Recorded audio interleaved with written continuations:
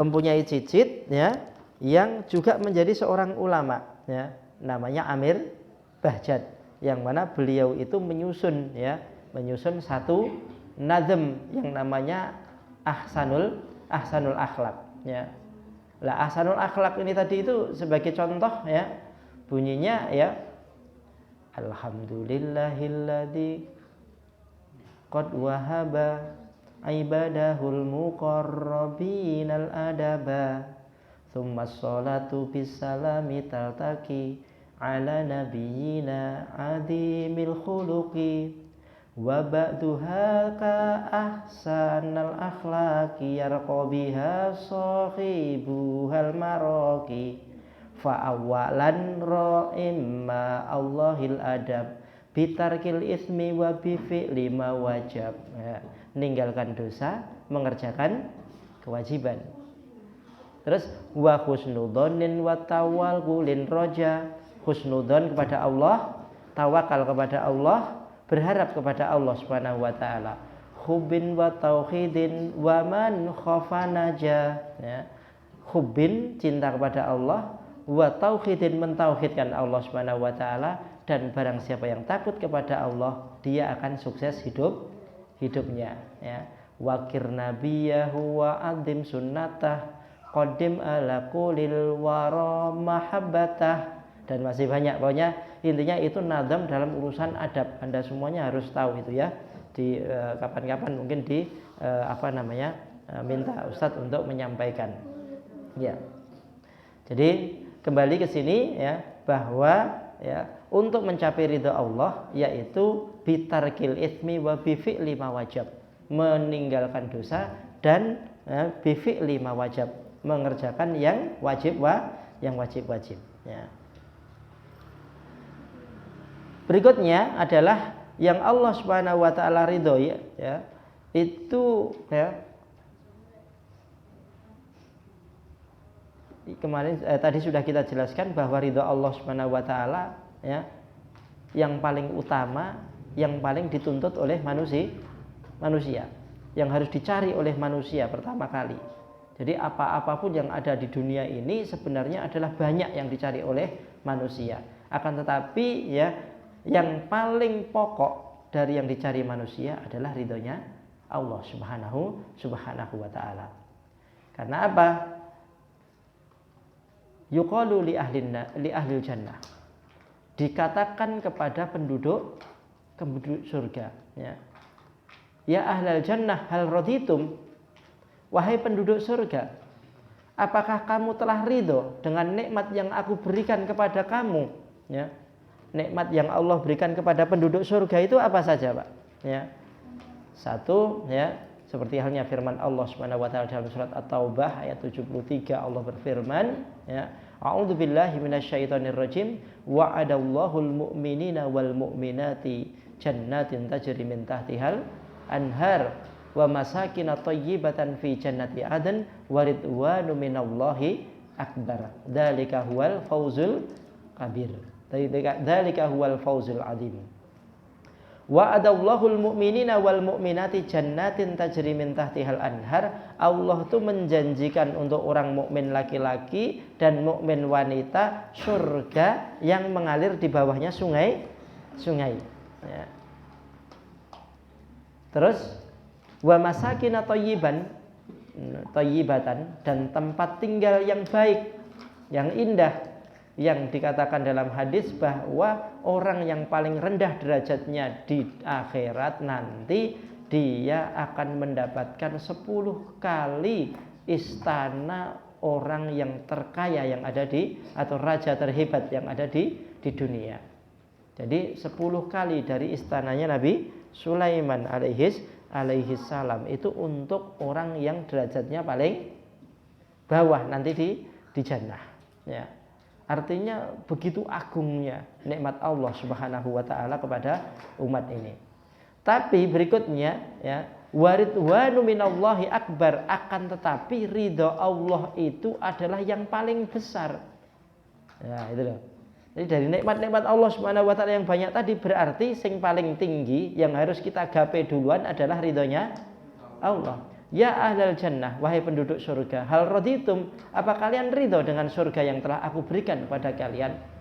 Qalu, mereka berkata, ai rabbi, wahai Rabbku, wa ma lana la nardo, bagaimana kita tidak ridho? Wa qad a'taitana ma lam tu'ti ahadan min khalqik, engkau telah memberikan kepada kami yang tidak engkau berikan kepada seluruh makhlukmu. Malam tu'tika ahadan min khalqik, yang mana tidak ada orang yang engkau beri kecuali kami. Ya. Ala adzulluka afdalu min dalik, maukah kamu aku tunjuki yang lebih afdal dari surga yang kamu senang di dalamnya ini tadi itu? Wa ma afdalu min dalik, apa itu yang lebih afdal dari surga wahai Rabbku? Ukhiltu lakum ridwani wala askhatu ba'dahu abadan, aku halalkan untuk kalian ridhoku dan aku tidak akan murka kepada kalian selama-lamanya. Ya. Coba Pak bayangkan ya. Jenengan itu misalnya dapat janji ya, istri kalian, pokoknya Mas, aku ora bakal nesu mbek sampean sampai mati. Ya. Ini kan sudah senang, istrinya sudah janjeni, padahal istrinya pemarah.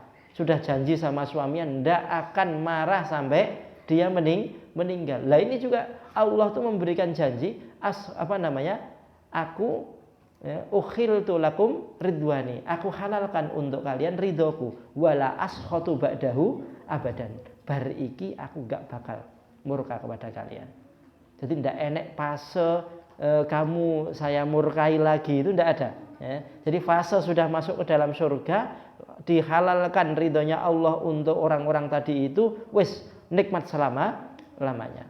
Tapi Bapak Ibu sekalian ya, ini membutuhkan yang namanya iman ya. Karena al-iman itu ya otomatis dalam perkara-perkara yang belum nyata, yang tidak zahir. Artinya dalam perkara-perkara yang gaib ya. Iman dalam perkara-perkara yang gaib. Kemarin saya baca sebuah artikel yang mana pada artikel ini tadi itu kebetulan penulis artikel itu menulis tentang apa? Masihid Dajjal, tentang fitnah Dajjal di akhir zaman. Lah, ketika sudah nulis panjang, ya dalil-dalilnya diikutkan semuanya, terus kemudian di bawahnya saya lihat kok ini ada yang komen ya. Tak lihat komennya apa. Ya. Ternyata yang komen itu juga nama-namanya itu Islami juga. Ya, ya pokoknya nama jenenge itu jeneng-jeneng Arab, kayak nama-nama Arab. Ya, nama-namanya juga Islami juga. Lah, ketika dia itu komen, pertama komennya itu adalah ini cuma dongeng. Ya, itu yang pertama. Ya, ini cuma dongeng. Ya. Kemudian yang kedua, ini juga Islami namanya. Tapi dia komennya itu, semakin kita mengikuti pemikiran si penulis ini, maka kita semakin tolol. Ya. Kamu semakin mengikuti ya, tulisan ini tadi itu, pemikiran dari penulis ini tadi, maka kalian akan semakin tolol. Ya. Berarti ini masuk kategori wong iman atau tidak? Iman atau tidak? Ya, tidak beriman kepada itu. Tidak beriman. Karena yang namanya iman itu yang pertama adalah apa yang sudah lampau dan apa yang akan datang. Itu harus kita imani.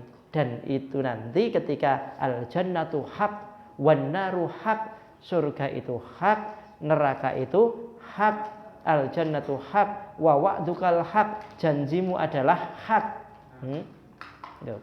Itu harus ditanamkan dalam diri kita, tanamkan dalam diri anak-anak kita.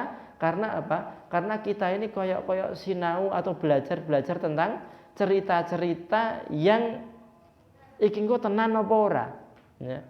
Ini nanti akan terjadi atau tidak. Ya, yang ini bisa kita tentukan dengan iman.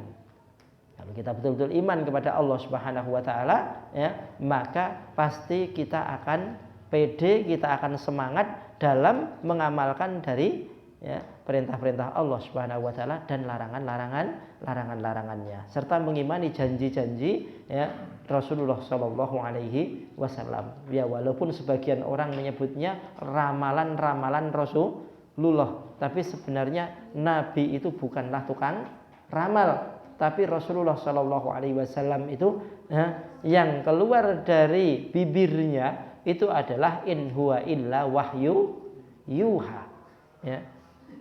Jadi yang Allah Subhanahu Wa Taala, yang Rasulullah ucapkan itu semata-mata hanya wahyu. Jadi tidak ada ya kok yang keluar dari Rasulullah itu hawa nafsu. Semuanya adalah wahyu. In huwa illa wahyu, in huwa illa wahyu yuha. Ya. Kemudian ya yardolakum salatan wa yaskhatu lakum salatan. Allah mempunyai sifat ridha, Allah juga mempunyai sifat sakhita. Allah mempunyai sifat benci, ya, tidak suka. Nah di sini diungkapkan dengan kalimat yaskhot. Ya. Kok tidak atau mungkin dalam hadis yang lain disebutkan dengan kariha, yakroh. Sebenarnya ini adalah penekanan makna, ya. Bukan la yuhib, innallaha la yuhib. Ini kan bahasanya lebih sopan, ya. Allah itu tidak suka, ya. Tapi ini yakroh, benci. Yaskhot, Allah itu benci, murka. Nah, ini masuk dalam kategori ya bahwa ya maknanya memang ini tegas ya bahwa Allah itu membenci 3 perkara terhadap kalian. Ya. Apa itu? Yardolakum an ta'buduhu wa la tusyriku bihi syai'an. Allah itu ridho kepada kalian kalau kalian itu beribadah kepadanya dan tidak menyekutukan dengan sesuatu pun. Ya. Tidak menyekutukan Allah dengan sesuatu pun. Karena apa? Ikhwan fillah arsyadakumullah, ya. Dikarenakan memang ya manusia itu dan jin itu tidaklah diciptakan oleh Allah Subhanahu wa taala seperti firman-Nya, Rabbana ma khalaqta hadza batilan subhanaka faqina adzabannar. Ya, wahai Rabb kami, tidaklah Engkau menciptakan ya, kami itu dalam keadaan batilan, sia-sia. Enggak ada faedahnya. Pokoknya gur diciptake tinggal brung ya sak karep-karepmu ya. Engko nek wis mati wis dadi lemah ya wis hilang begitu saja. In hiya illa hayatuna dunya namutu wa nahya wa ma yuhlikuna ilad dahar, seperti keyakinan orang-orang yang kufur. Ini adalah kehidupan kita di dunia ya. Namutu wa nahya, kita ya hidup, kita ya mati. Wa ma yuhlikuna ilad dahar, tidak ada yang menghilangkan dan membinasakan kita itu ad-dahru, kecuali hanya ad-dahr. Apa itu artinya ad-dahr? Ya, masa. Hilang dimakan masa, hilang ditelan masa, kan seperti itu. Nah, ini sebenarnya adalah keyakinan orang jahiliyah.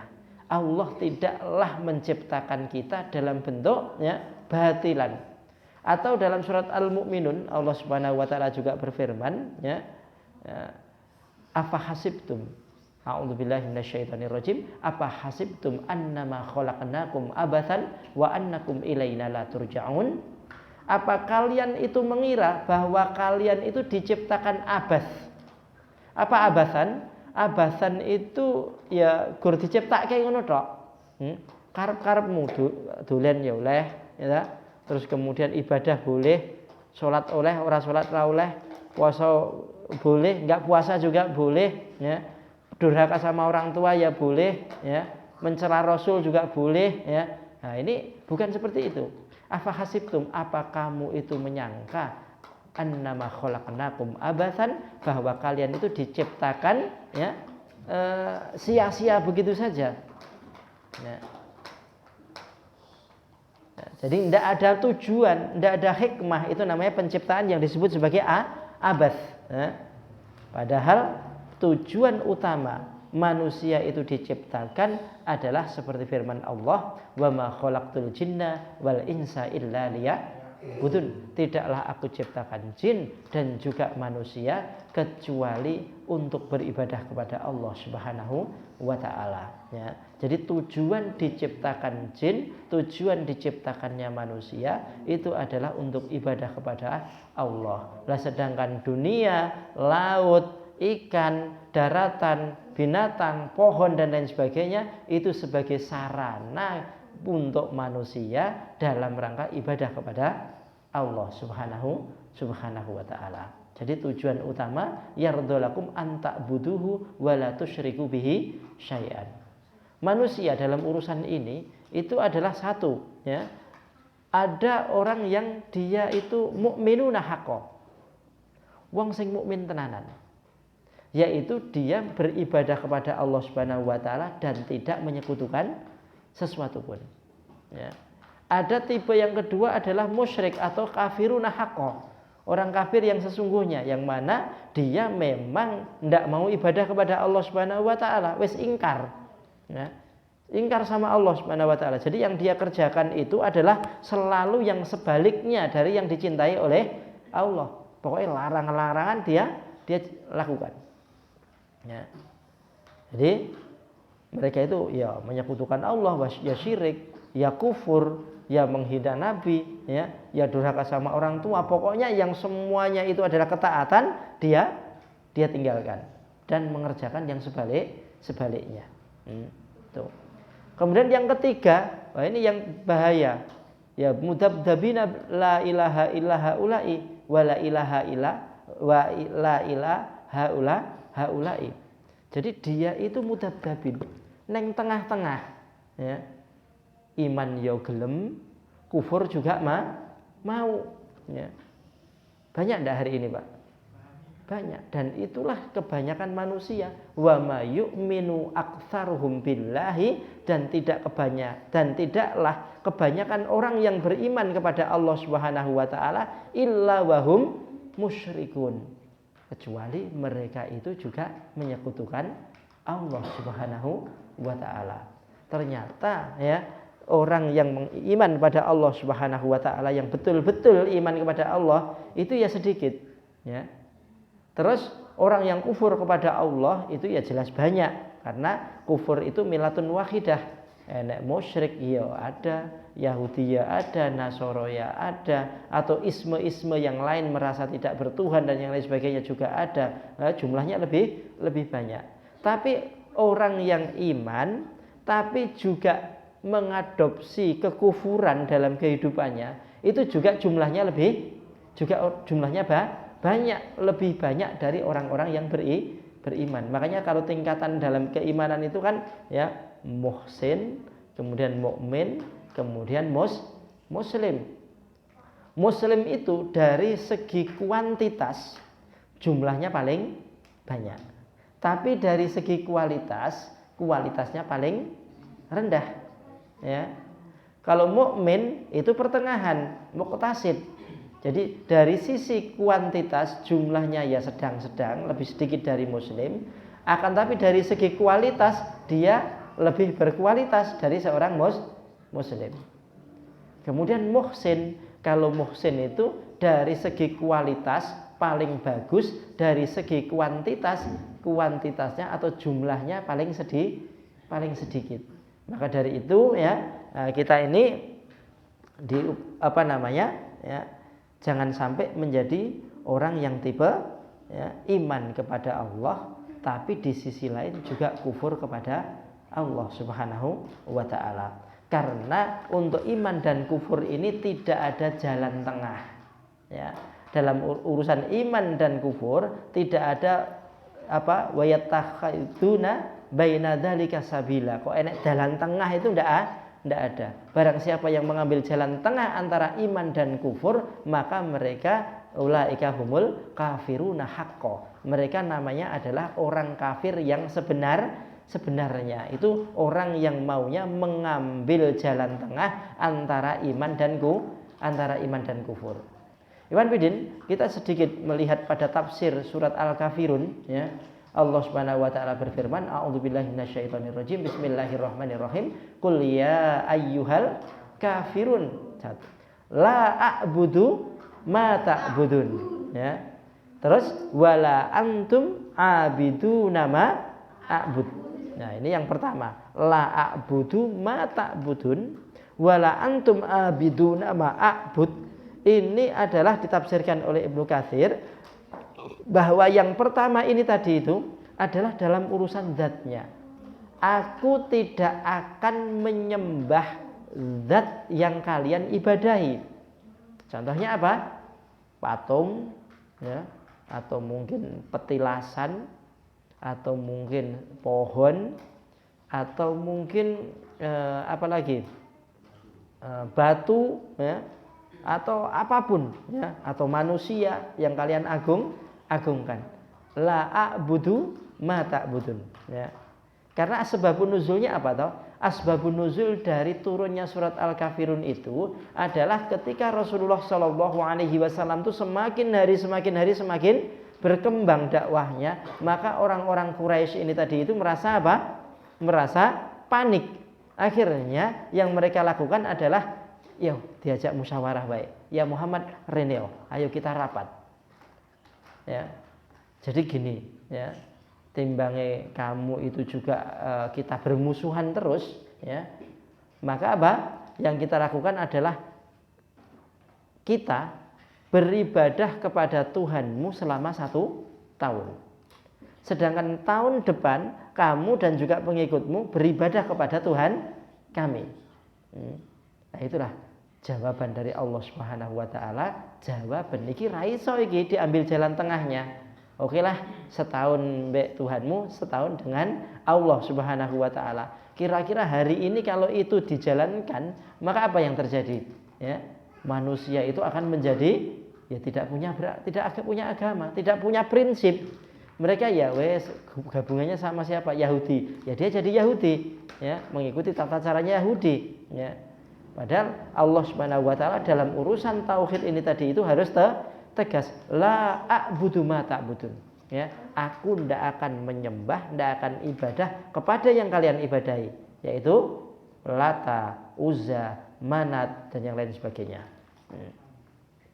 Wala antum abiduna ma'abud, dan kalian juga tidak usah ngibadahi terhadap yang aku ibadahi. Nek kamu tidak mau beriman, nek mau berislam ya Islam. Tapi kalau tidak mau berislam, cuman sekedar pengen ibadah pada Tuhanmu selama 1 tahun, ya, maka ya tidak usah. Ditambah lagi, wala ana abidum ma abattum wala antum abiduna ma a'bud. Kok ini diulang lagi? Ternyata yang kedua ini tadi itu, dan aku tidak akan beribadah kepada yang dengan cara, ya, dan maslak dan syariat, ya, dan torikoh, ya, yang telah kalian buat. Jadi aku itu, ya, tidak akan menyembah Tuhanmu dan juga tidak akan beribadah dengan tata caramu, ya, tradisi-tradisi yang telah kamu buat. Jadi dalam Islam itu, ya, Nabi Shallallahu Alaihi Wasallam datang itu bukan terus kemudian Nabi itu selalu mencocok-cocokkan, ya, agama ini dengan tradisi yang ada, enggak. Tapi beliau ini tegas dalam urusan tradisi-tradisi ini. Kalau udah tradisi-tradisinya jahiliyah, ya harus disingkirkan. Tidak akan saya pakai. Wala ana abidu ma abattum wala antum abiduna ma abud. Dan kamu ibadah karo Tuhan-Tuhanmu ora sah gawe tata caraku. Jangan menggunakan tata cara, thariqah dan syariat yang aku miliki. Enggak usah podo-podoan. Lakum dinukum waliyadin. Jadi 2 perkara yang tegas tadi itu. 1, ya, apa? Zat Tuhannya. Kemudian yang kedua adalah, ya, tata caranya.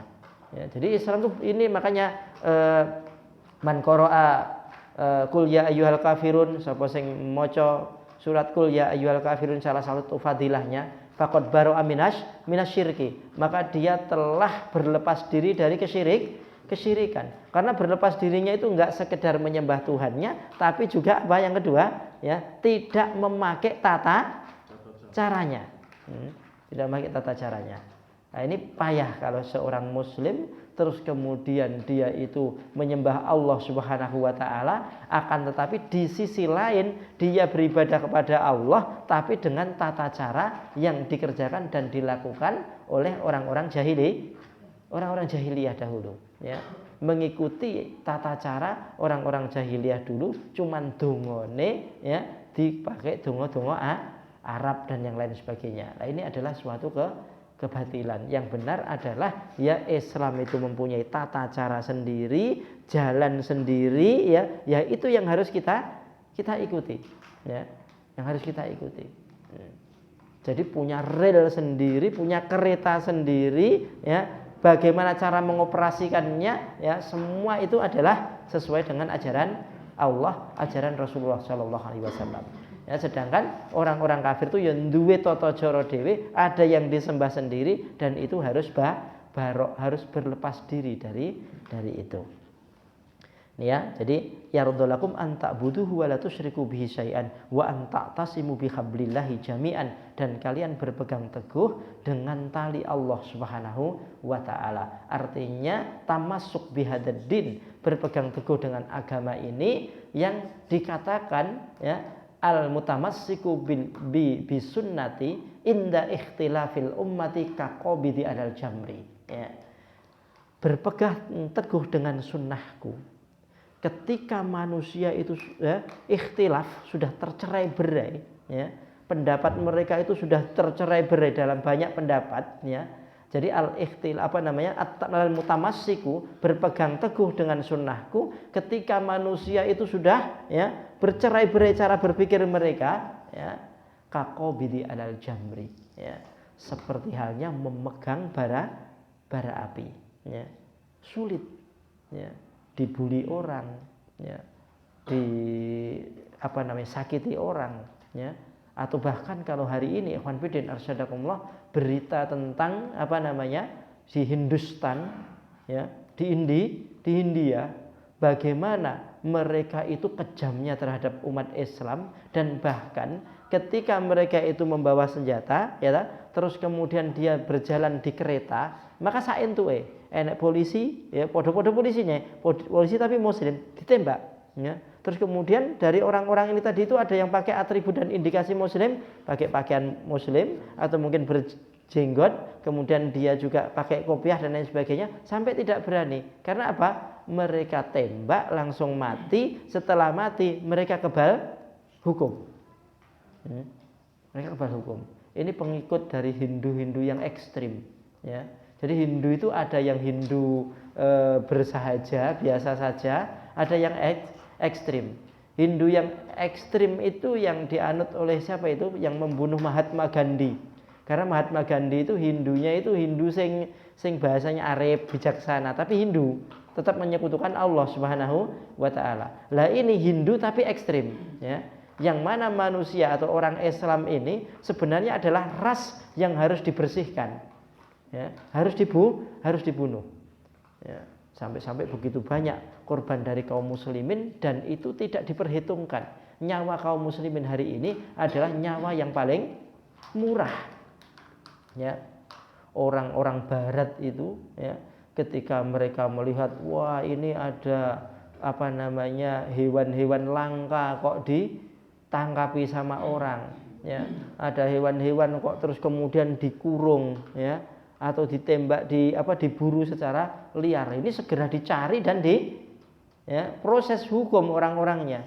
Tapi di sana umat Islam itu berapa saja yang mereka itu terbunuh, akan tetapi tidak diproses hukum orang-orang yang membunuhnya. Ini kan sangat membahayakan sekali. Padahal ikhwan fillah arsyadakumullah, ada seorang wanita yang dia itu masuk neraka gara-gara meninggalkan kucing dalam keadaan terikat atau terkurung dan tidak memberi makan padanya. Artinya orang masuk neraka gara-gara kucing, ya, yang dia diikat oleh seseorang, kemudian dia mau mencari makan itu tidak bisa. Membiarkan seekor kucing saja ancamannya neraka. Bagaimana hati kita ketika membiarkan, ya, kaum muslimin yang jumlahnya begitu banyak, ribuan, atau bahkan kalau kita lihat yang ada di Myanmar, di Rohingya itu berapa ratus ribu yang dibunuh dan berapa yang harus diusir. Seakan-akan hari ini nyawa kaum muslimin itu yang paling murah, nyawa yang tidak perlu tebusan. Padahal zaman Rasulullah Shallallahu Alaihi Wasallam, ya, bahwa nyawa kaum muslimin ini ketika si pembunuh dimaafkan, maka diatnya itu adalah senilai lebih dari 2 miliar. Ya. Jadi kowe mau membunuh orang, kemudian kamu diampuni sama ahli warisnya, dimaafkan, ya, maka bagimu ketika itu diminta untuk membayar diat misalnya, berarti kamu harus membayar diat. Diatnya adalah 100 ekor unta dan sebagian besarnya bunting. Ya. Apa enggak banyak? Ya, 100 ekor unta jantan enggak berkembang. Ada 100 ekor unta betina sing 75 bunting, maka tinggal tunggu 1 tahun nanti sudah menjadi 175 ekor, ya. Berkembang jadi banyak. Jadi harganya mahal, nyawa seorang muslim, ya. Tapi kalau memang keluarganya tidak memaafkan, harus dikisos, ya berarti ganti dibunuh. Itu jiwa dengan jiwa, ya. Nah, ini salah satu dari maqasidus syariah, adanya syariat kisos, karena di balik kisos itu ada kehidupan. Orang akan pikir-pikir untuk membunuh orang lain. Lah orang Hindu ini tadi itu dengan murahnya, ya, lebih dari binatang. Mereka yang namanya membunuh sapi saja langsung, ya, mendapatkan delik, ya. Apalagi, ya, itu mereka itu mengagungkan dari binatang tersebut. Tapi membunuh seorang muslim, ya, walaupun itu 1 orang 10 orang 1 harinya, maka tidak ada hukum bagi mereka. Itu malah bagus, ya. Itu menghilangkan dari ras-ras yang buruk, ya, karena muslim itu penghalang. Nah, ini jadi musyrikun ini begitu, ya. Asyaddu adawatan minal ladina amanu alladina asyraku. Mereka itu adalah orang yang paling besar permusuhannya dengan orang muslim. Orang musyrik dan orang Yahudi itu adalah orang yang paling besar permusuhannya terhadap orang-orang Islam, ya. Wala tusyriku bihi wa an ta'tasimu bihablillahi jami'an. Maka dari itu dalam berpegang teguh dengan tali Allah itu diupayakan dengan apa? Bersama-sama, adanya jamaah, berkelompok. Dan alhamdulillah itu merupakan apa? Berjamaah ini merupakan fitrahnya manusia. Jadi manusia itu uripe mesti tidak sendiri-sendiri. Kan ada toh hewan itu yang sifatnya hidup berkelompok. Contoh ada lebah, terus ada semut, ya, atau mungkin kerbau saja itu loh jamaah hidupnya bersama-sama. Karena dengan bersama-sama ini tadi itu permasalahan bisa diselesaikan, ya. Kemudian salah satunya adalah manusia makhluk sosial yang mana hidup mereka dengan berjamaah. Sehingga, ya, kalau hari ini jamaatul muslimin memang belum ada, karena jamaatul muslimin itu adalah jamaahnya kaum muslimin yang dipimpin oleh seorang amirul mukminin atau khalifah, ya. Akan tetapi upaya-upaya untuk menegakkan itu atau sarana supaya kita itu bisa beribadah dengan baik kepada Allah Subhanahu wa taala adalah dengan cara bersama-sama untuk biar bisa mengingatkan antara satu dengan yang lain, sehingga kaum muslimin itu membentuk jamaah-jamaah, ya, organisasi-organisasi, kelompok-kelompok, ya. Ada Ikhwanul Muslimin, ada Jamaah Islamiyah, ada Nahdlatul Ulama, ada Muhammadiyah, ada Hidayatullah, ada Jamaah Tabligh, ada, ya, jamaah-jamaah yang lain, banyak jamaah-jamaah yang ada, ya, yang mana sebenarnya mereka itu secara fitrah terkumpul sesuai dengan apanya? Tujuan dan keinginan yang sama. Ya, orang yang mempunyai visi, misi, ya, yang sama, pasti dia akan cocok dan berkumpul dengan orang yang mempunyai visi dan misi yang sama, ya. Maka dari itu ikhwan fillah, ya, orang yang memang dia itu suka sepeda motor, ya, mau sepeda motor King misalnya, RX King, atau sepeda motor Vespa, ya. Nah, orang yang suka dengan sepeda motor King, maka dia mesti biasanya punya klub King Mania, ya, punya klub sepeda motor, ya, yang mana, ya, dia kemana-mana, ya, itu punya channel, ya. Sampai ke Jawa Tengah dia sudah lapar, nggak punya duit, nggak punya apa, ya, ketemu sama grupnya yang ada di sana, sama-sama pecinta, ya, Vespa misalnya, akhirnya dia bisa dapat sangu, bisa makan, jadi ta'awun betul-betul sama-sama untuk membantu. Mereka bikin grup ya. Mulai grup apalah pokoknya grup semuanya. Grup pecinta tanaman hias. Ya bikin grup karena sama-sama mempunyai ini. Jadi terbentuknya suatu jamaah itu sebenarnya adalah karena ada visi dan misi yang sama ya. Untuk itu ya, orang Islam itu mempunyai visi dan misi sebenarnya yang sama. Akan tapi mungkin ya dari madhab yang dipakai antara satu dengan yang lain itu berbeda sehingga mereka nggak bisa kumpul dari siji. Tapi mereka dengan jamaahnya tadi itu juga berjalan untuk memperjuangkan Islam. Ya, bersama dengan kelebihan dan kekurangan dia dan kelompoknya. Ya.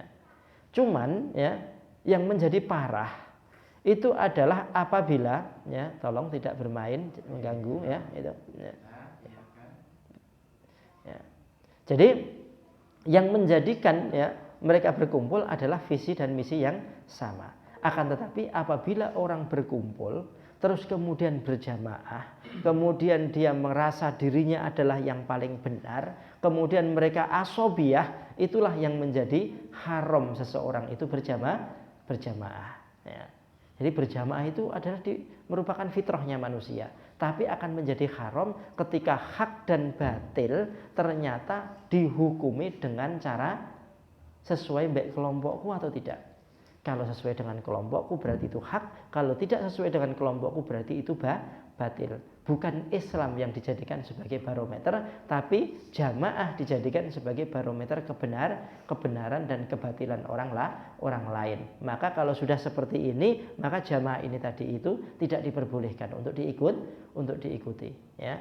Kelompok yang tipe seperti ini tadi, ada orang berkumpul di situ tadi hukumnya menjadi haram. Ya.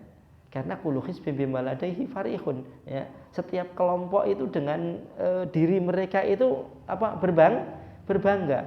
Maka hati-hati ya.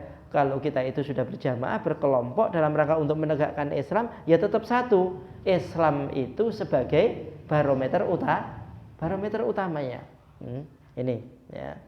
Jadi ya kembali kepada bahasan yardulakum terus wa antaqtasimu bihablillahi jami'an. Kamu berpegang teguh dengan tali Allah secara bersama-sama, yaitu berjamaah. Yang menjadi haram ketika Anda itu bukan berjamaah, akan tetapi berasobiyah.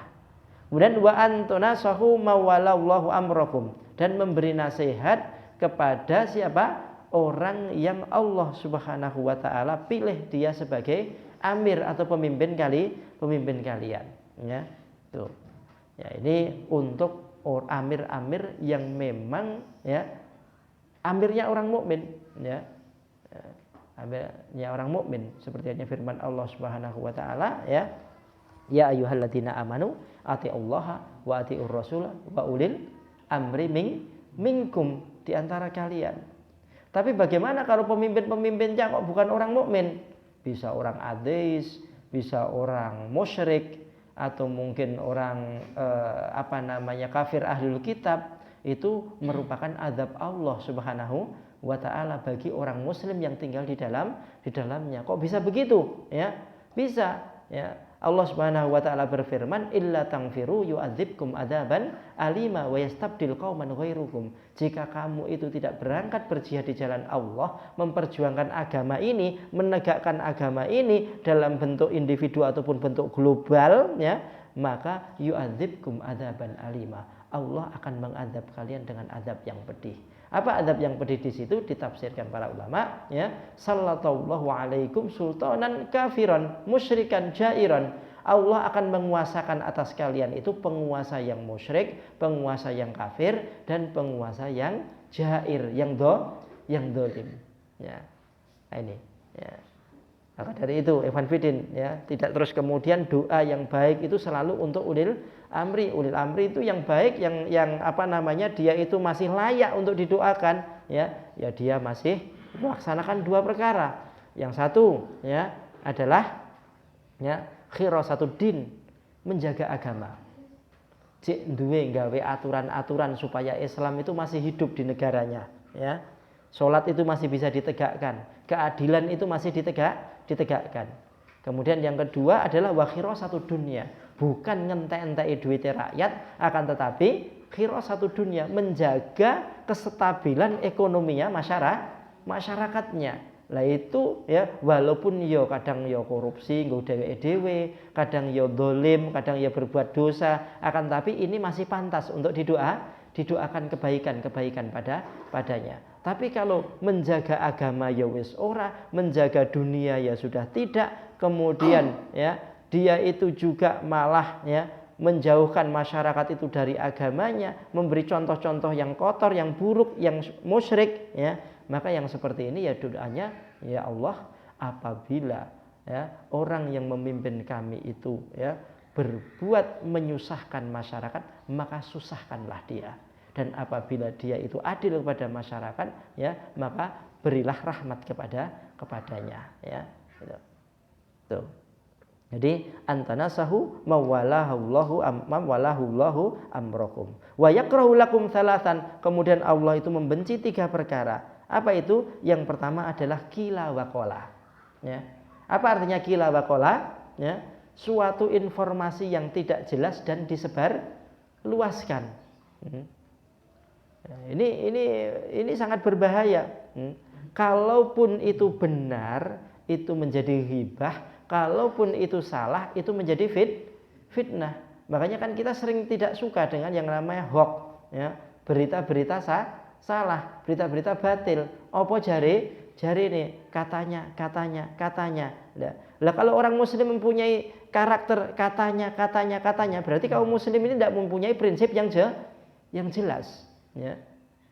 Tidak mengetahui hak ya yang sebenarnya, padahal yang dimau oleh Allah Subhanahu wa taala itu ya al-haqqu mir rabbika, hak itu dari Tuhanmu, hak itu jelas. Al halalu bayyinun wal haramu bayyinun wa ma bainahuma umurun mustabihat. Halal itu cetha, haram ya jelas ya, itu. Jadi ya Allah itu sangat tidak suka dengan perkara yang tidak jelas. Wa ma bainahuma umurun mustabihat. Urusan yang tidak jelas.